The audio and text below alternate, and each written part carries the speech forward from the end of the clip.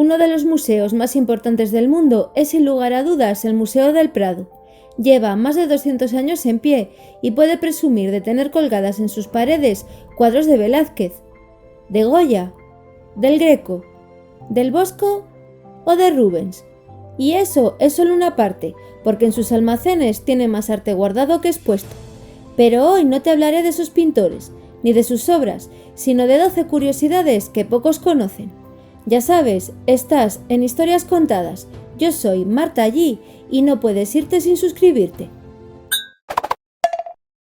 No iba a ser un museo. El edificio en el que hoy se encuentra el Museo del Prado no se hizo para ser un museo dedicado a las bellas artes. Para nada. Se encargó por orden del rey Carlos III para que fuese la sede del Gabinete de Historia Natural y con esa idea lo diseñó en 1785 el arquitecto Juan de Villanueva. Pero Carlos III no vio el edificio terminado y su hijo Carlos IV tampoco. Por culpa de la llegada de las tropas francesas de Napoleón, la obra se paralizó a principios del siglo XIX y encima con la Guerra de la Independencia el edificio llegó casi a la ruina total. Entre otros destrozos, las cubiertas de plomo del tejado se fundieron para fabricar balas. Se necesitaron muchas obras y el especial interés del siguiente rey, Fernando VII, y de su esposa, María Isabel Francisca de Braganza, para retomar el proyecto con una idea nueva. El rey decidió que la construcción fuese para acoger el Real Museo de Pintura, que se abrió por primera vez al público en 1819. Después se le cambió el nombre a Museo Nacional de Pintura y Escultura, aunque popularmente se le conocía como Museo del Prado. Eso sí, no fue hasta 1920 cuando se le bautizó oficialmente con ese nombre. ¿Pero por qué? Ahora te lo cuento. Llega la segunda curiosidad. ¿El Museo de qué Prado? El Museo del Prado se encuentra en el Paseo del Prado, y el Paseo del Prado debe su nombre al desaparecido Prado de los Jerónimos, un conjunto de solares y prados silvestres situados alrededor del monasterio de San Jerónimo el Real. En el siglo XVIII era la periferia de Madrid, una zona de esparcimiento para el pueblo, bastante abandonado. Pero llegó el rey Carlos III y con sus reformas urbanas lo convirtió en un paseo con jardines y fuentes, en un lugar agradable para pasear y sobre todo en una zona bonita de tránsito hacia el Palacio del Buen Retiro. Y aquí es donde ordenó construir el edificio para albergar el Gabinete de Historia Natural, que se terminó convirtiendo, como te conté antes, en el Real Museo de Pintura, al que todos llamaban el Museo del Prado. Un museo para poca gente. El 19 de noviembre de 1819, el Museo del Prado abrió al público, con 3 salas y enseñando 311 cuadros, todos ellos pertenecientes a las valiosísimas colecciones reales, iniciadas desde Carlos V. Durante 8 días abrió para todo el público, después solo lo hizo los miércoles, de 9 a 12 y únicamente para unos cuantos escogidos, pues se necesitaba una autorización firmada por algún miembro relevante de la corte para poder acceder. Hasta mediados del siglo XIX no se abrió para todo el mundo y si llovía no se abría para nadie, porque la gente acudía en masa a guarecerse en su interior. Demasiado trajín y humedad para aquellos suelos de madera. La sala reservada. El Museo del Prado guarda lo que probablemente es la colección de pinturas de desnudos más importante que existe y que antiguamente se miraba con ojos puritanos.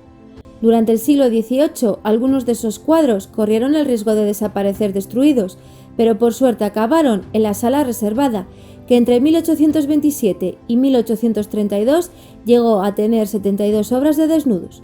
Una sala, la 16B, donde el acceso estuvo restringido a personas provistas con un pase especial y que desapareció en 1838 bajo la dirección de José de Madrazo, quien distribuyó las pinturas por las paredes del resto del museo para que pudieran ser admiradas con toda normalidad.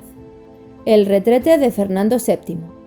Siendo Fernando VII rey, en el Museo del Prado existía una sala conocida como el Gabinete de Descanso, en la que solo podían entrar él o su familia. Tras sus paseos por el museo, si se encontraban casados, tenían la opción de ir a esa sala, y no solo para tomarse un respiro. En el caso de necesitar hacer sus necesidades, podían evacuar en el retrete real, que contaba con un orinal para ellas y otro para ellos, que se encontraba en una pequeña habitación contigua de unos 4 metros cuadrados y que igualmente se empleaba para el aseo personal. Las paredes del gabinete se veían llenas de cuadros y la familia real contemplaba los retratos de sus antepasados. En 1828 allí había 65 cuadros, hoy hay 44. Un museo abandonado. A finales del siglo XIX el edificio del Prado estaba prácticamente abandonado y los empleados, aunque te parezca increíble, se calentaban con hogueras y cocinaban con leña dentro del propio museo. Una situación penosa que llevó al periodista Mariano de Cavia en 1891 a publicar una falsa noticia sobre un incendio en el Prado. La tituló La catástrofe de anoche, España está de luto, incendio en el Museo de Pinturas. Y lo hizo tan bien que los madrileños se la creyeron y acudieron en masa a las puertas del museo para descubrir que allí no había pasado nada.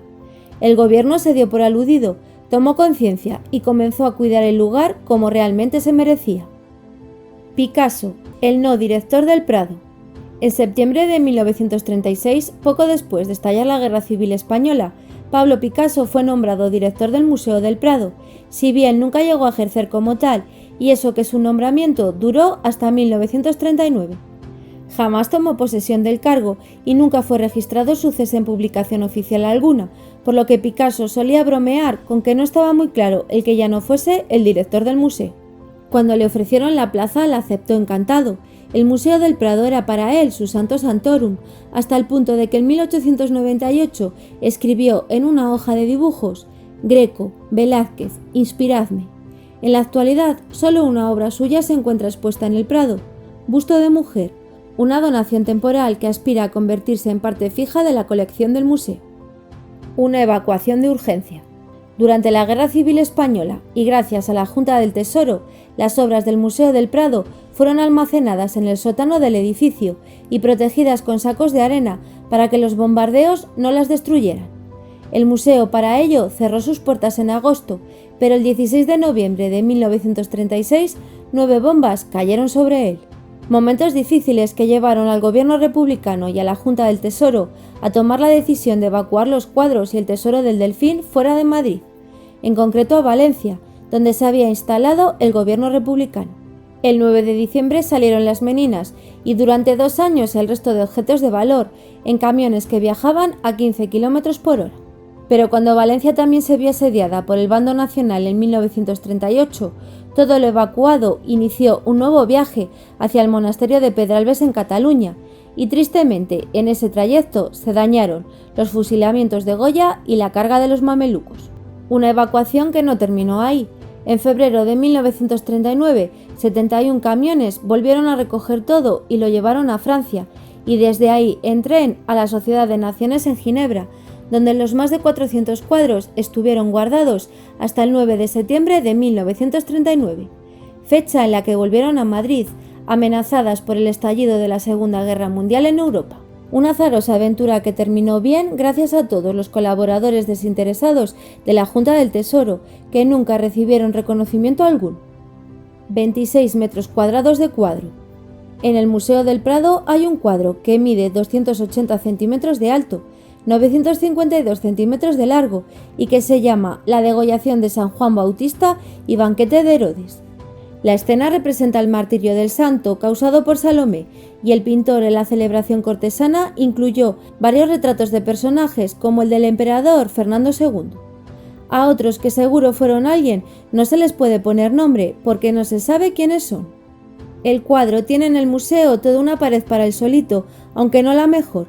Se encuentra en el paso entre 2 salas, frente a los ascensores, y es un lugar fácil de perderse.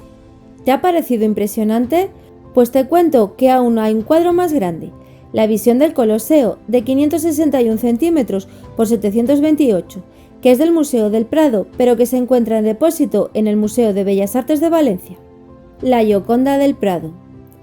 En el año 2010, el Museo del Louvre le pidió al Museo del Prado la copia que tiene de la Gioconda para poder organizar una exposición con todas las que hay repartidas por el mundo. Y en esos momentos el Prado decidió restaurarla, llevándose una grata sorpresa. No se sabe por qué, pero la Gioconda del Prado en algún momento de su historia le taparon el fondo con pintura negra, convirtiéndola en esto, cuando realmente es así. Nada que ver. ¿Y qué pasó al retirar ese fondo oscuro? que descubrieron que el paisaje es el mismo que el de la Gioconda de Leonardo, mucho más rico en detalles, y llegaron a la conclusión de que ambas obras se pintaron en el mismo tiempo, en el mismo lugar y con la misma modelo. El Museo del Prado tiene una Gioconda pintada por algún discípulo del taller de Leonardo da Vinci. Prohibido prestar las meninas. Una de las obras que más atención atrae en el Museo del Prado es el cuadro de las Meninas de Velázquez. Ocupa un lugar privilegiado en la sala donde se encuentra. Ver la obra en soledad es imposible y no se presta. Forma parte de las colecciones del Prado desde que se abrió al público en 1819 y solo durante la Guerra Civil salió para ponerse a salvo en Ginebra. El cuadro no solo no se presta, sino que tampoco se mueve. El no mover a las meninas se lleva a tal extremo que ni para la exposición que el mismo museo organizó en el año 2013 sobre Velázquez y la familia de Felipe IV se las cambió de sala. A no ser que haya que restaurar la obra o estudiarla, se queda siempre colgada y si se la descuelga nunca sale de su sala. Las tareas se realizan allí mismo. Velázquez es mucho Velázquez, motivo por el que el Museo del Prado tampoco presta a la vez nunca más de 7 obras suyas. Y ahora que va a llegar la curiosidad número 12, ni se te ocurra irte. Suscríbete para poder escuchar luego una más, la 13. Poco espacio. El Museo del Prado guarda más de lo que enseña. En sus paredes cuelgan 1150 cuadros, pero en sus almacenes descansan innumerables obras que todavía no han visto la luz. Harían falta 25 museos de las mismas dimensiones del existente para exponer toda su colección. Las majas viajeras. La gran colección de obras y documentos de Francisco de Goya que el Museo del Prado conserva le convierten en el principal lugar de referencia para estudiar al artista y continuamente recibe peticiones de préstamo de alguno de sus cuadros desde otros museos. Las majas son de las más solicitadas y las que más kilómetros han recorrido debido a préstamos tanto nacionales como internacionales. La maja vestida ha recorrido 47.185 kilómetros y la maja desnuda 28.041.